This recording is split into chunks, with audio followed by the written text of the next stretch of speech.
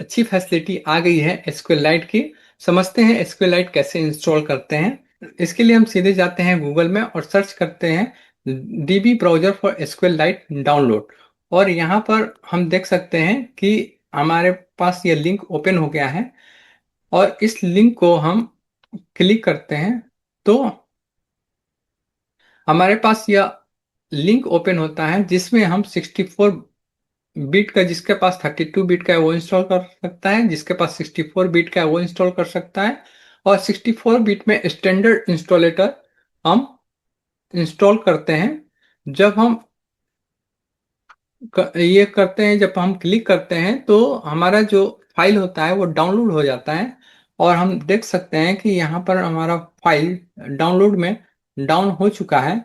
और जब हम इसको क्लिक करते हैं तो सिर्फ हमें नेक्स्ट नेक्स्ट प्रेस करना होता है और अपने आप यह जो सॉफ्टवेयर है वो हमारे सिस्टम में इंस्टॉल हो जाता है। क्योंकि मेरे सिस्टम में पहले से ही इंस्टॉल है।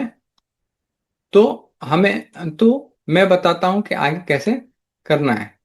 जब हम SQLite को इंस्टॉल कर लेते हैं तो कुछ इस तरह से ओपन होता है, जिसमें सबसे पहले हम न्यू डेटाबेस में जाते हैं और कोई अपना डेटाबेस का नाम देते हैं। जैसे मैंने ट्रेनिंग दिया तो हम ट्रेनिंग _1 कर सकते हैं या फिर कोई सा भी एक नाम दे देंगे। ठीक, ट्रेनिंग ट्रेनिंग दे देंगे SK और यहाँ पर हम सेव कर देंगे। और जैसे ही ये सेव करेंगे ये सेव हो जाएगा। और यहाँ पर हम टेबल का नाम दे सकते हैं या फिर हम सेकेंड जब ओपन करेंगे इसको तो उस समय भी हम कर सकते हैं। अब हम फाइल में जाते हैं, फाइल में ओपन डेटाबेस करते हैं और ओपन डेटाबेस में आप देख सकते हैं कि training_SK लिखा हुआ है। यहाँ पर इजली तरीके से ओपन करेंगे और जब ये ओपन हो जाएगा तो हम लोग यहाँ पर एग्जीक्यूट SQL है उस पर क्लिक करेंगे और यहाँ पर हम लोग टेबल बना सकते हैं, फेच कर सकते हैं। हमने एक टेबल बनाया जिसका सिंटेक्स होता है create table, name of the table.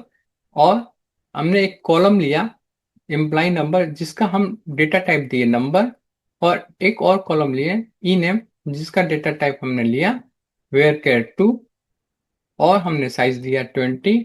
और एक और कॉलम लिए हमने हायर डेट का जिसका फॉर्मेट हमने डेटा टाइप दिया डेट। और इस तरह से हम इसको यहाँ से एग्जीक्यूट बटन है, यहाँ से हम एग्जीक्यूट कर लिए। जैसे ही एग्जीक्यूट करेंगे हमारे पास लिख कर मैसेज, जैसे ही हम एग्जीक्यूट करेंगे तो ये टेबल क्रिएट हो जाएगा। अब हम सर्च कर सकते हैं सेलेक्ट स्टार फ्रॉम एम्प्लॉय। जब हम सेलेक्ट करेंगे तो हमारे पास 3 कॉलम आ गए, एम्प्लॉय नंबर, ई नेम और हायर डेट। चूंकि इसमें डेटा नहीं है इसलिए ये शो नहीं हो रहा है। आगे हम इतने सारे स्क्रिप्ट मैंने SQLite में लिखे हुए हैं, अगर मैं बिना प्रोजेक्ट को सेव किए बंद कर दूंगा तो ये मुझे स्क्रिप्ट फिर से लिखना पड़ेगा।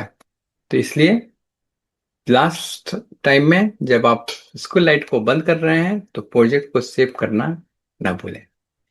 प्रोजेक्ट सेव हो गया।